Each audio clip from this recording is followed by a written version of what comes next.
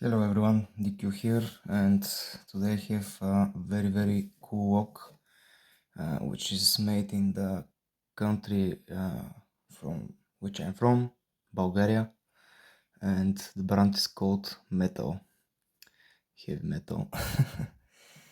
And this particular model, I'm not sure what it's called, but it has 9 pins in 2 rows. It's dimple lock. And the right row has 5 pins, left row has 4 pins. We also have the exterior anti-snap feature on this lock, and we will probably have some anti-drill inside. And we are going to see the guts in a moment, but I just want to quickly show you the key. And yeah, I found out that nobody has picked this lock on video. So yes, I'm going to cut it and gut it and show you what's inside, and then we're going to pick it because for world first pick you actually need to gut the lock, no matter if you need to destroy it or not. And I do not have that pinning shoe, and I cannot disassemble W cylinders, so I'm just going to cut it here and we're going to do it that way. So yeah, see you in a moment. Alright, now we have the guts of the lock. I have gutted the exterior part, the one that I'm going to pick, and this is the interior part, which I believe it has exactly the same pins. I don't want to bother to gut it because I have to reassemble after that. But the only difference is really that there are no anti-drill pins here on the housing, and I expect also there not to be on the core itself, because as you can see here we have 2 anti-drill rods, steel rods, and also the anti-snap feature.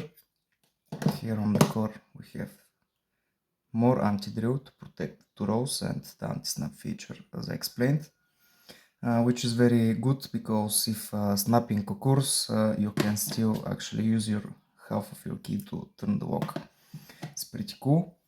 But yeah, anyways, that's the metal 9-pin dimple, and it also has two key control pins, which don't affect picking in any way. But if you make an not authorized copy of the key and those do not match, those 2 key control pins will actually stick out of the core and block the rotation of the core.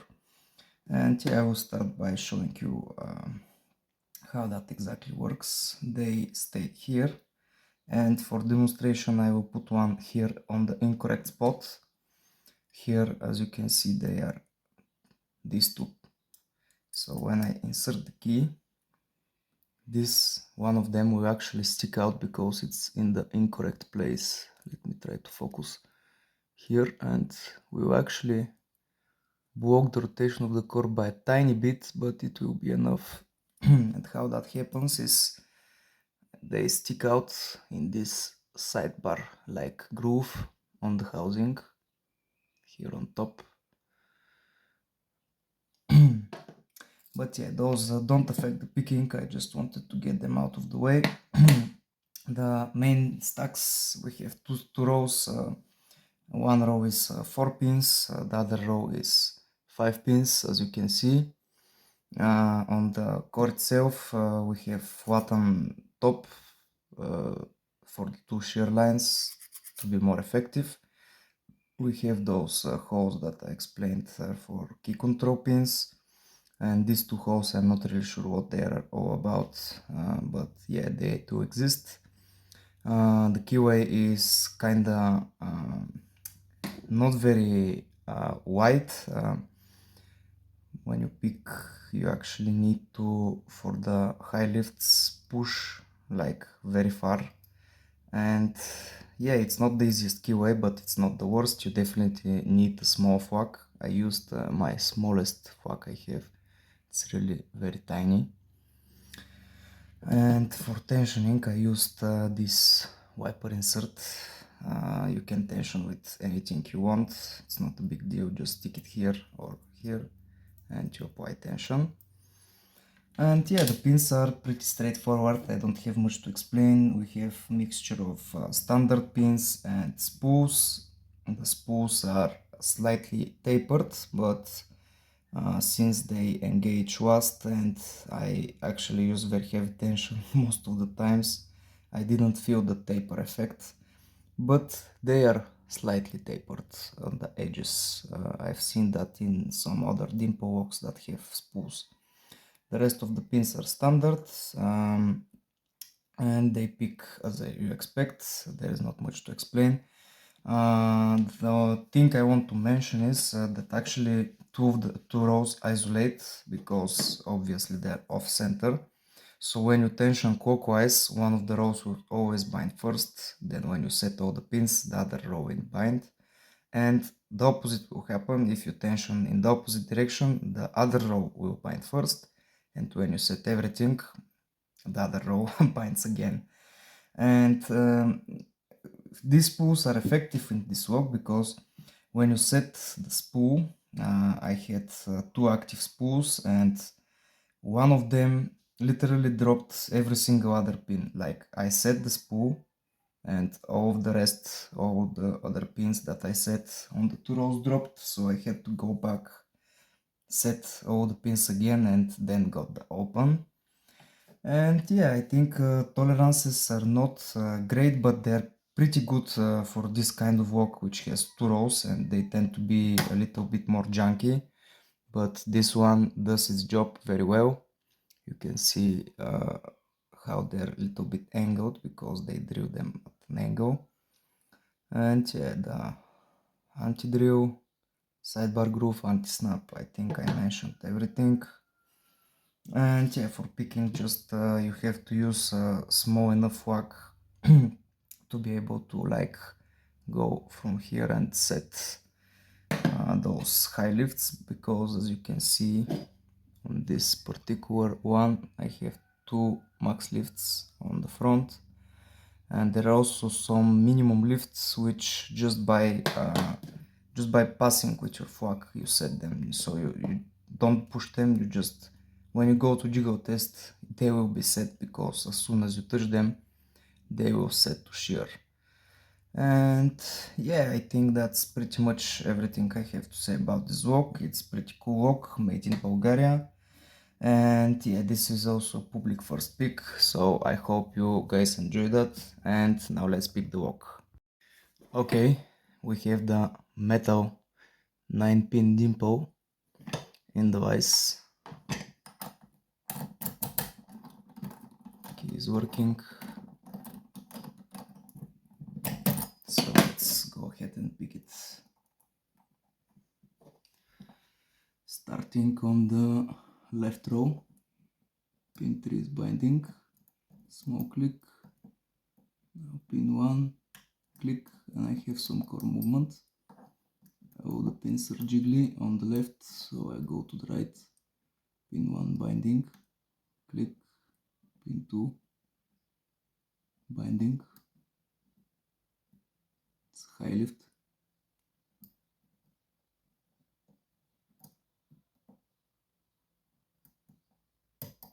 okay, set it pin 3, and I have some core rotation, and pin 4 was binding, so when I set it the left row dropped, so I have to revisit it.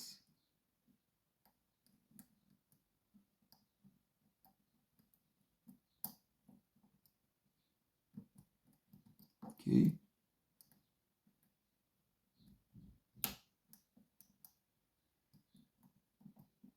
now pin 1 on the right again, because every single pin dropped when I set that spool. Pin 2, click, pin 3, and we have open. So this is the metal 9-pin dimple picked. Now let's get it can see it is fully picked. I will walk it back up.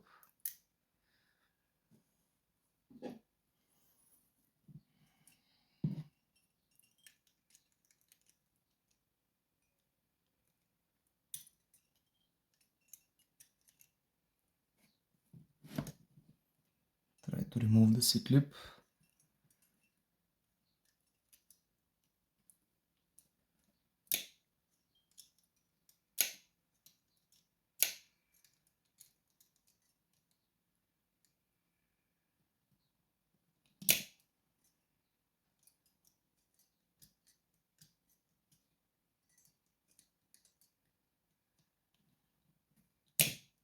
It's not really easy when you don't have a gut wrench.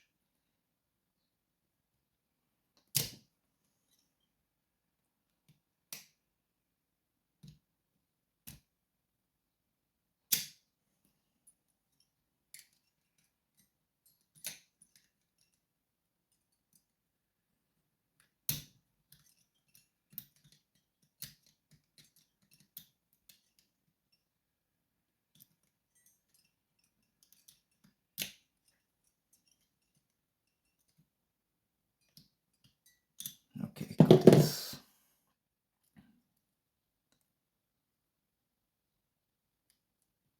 Just a little bit more.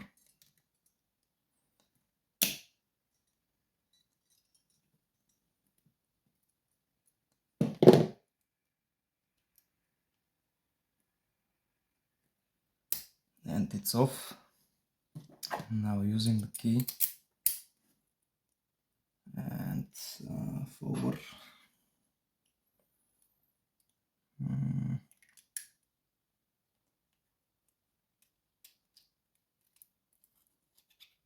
Okay, we have it. This pin that dropped is a key control pin, and it's located here. Yes, so I just take those off so they don't get in the way. Okay, let's start with the key pins. I will just put them one after the other. So pin 1 is this, pin 2, pin 3, pin 4, 5, 6, 7, 8, and the last pin. Okay, now I will take out the main stack. Pin 1 is a standard.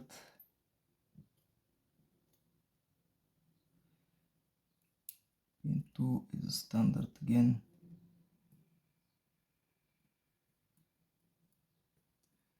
Pin 3. Whoops. Standard. Pin 4.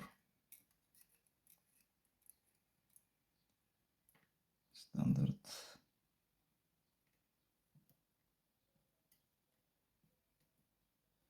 Pin 5.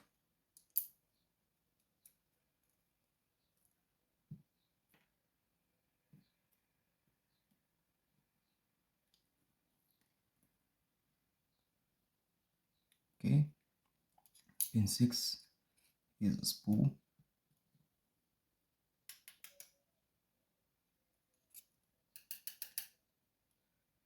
Pin 7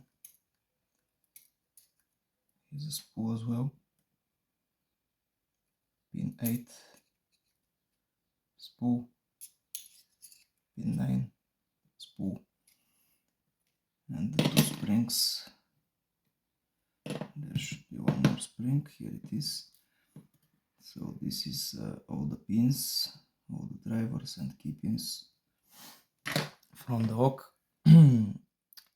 here on the housing you can see main stack hose and the groove for the key control pins and snap feature. Here on the core we have grooves for key control pins. There are 4 possible positions. Here in this block we have 2. This one I'm not really sure what it is. We have a lot of drill protection for anti-drill pins, and we have the main holes for the key pins, which have little edge, so the key pins don't fall too deep into the keyway. As you can see, they are designed not to fall into the keyway. And also you can see the flat, they have flattened it here to be able to bind, but still both of the rows isolate, so one row will be binding first and the other row will be binding after that. Also the positions on the left 2 and 4 and on the right number 5, they are minimum lifts and I didn't even need to touch them, but some of them are spools anyways. Could have been more effective if the spools were on positions 1, 2 and 3, but that's just how they pin the lock. That's factory pinned. And yeah, the spools have actually some very little tapering on them. Not sure if you can see it, but they are not very sharp. They are rather rounded on the edges, but the tolerances are not that good to make them tapered, to feel tapered. They just set like a normal spool. And yeah, this is the metal 9-pin dimple from Bulgaria, picked and gutted. Public first video. Hope you enjoyed that. Have a nice day and bye bye.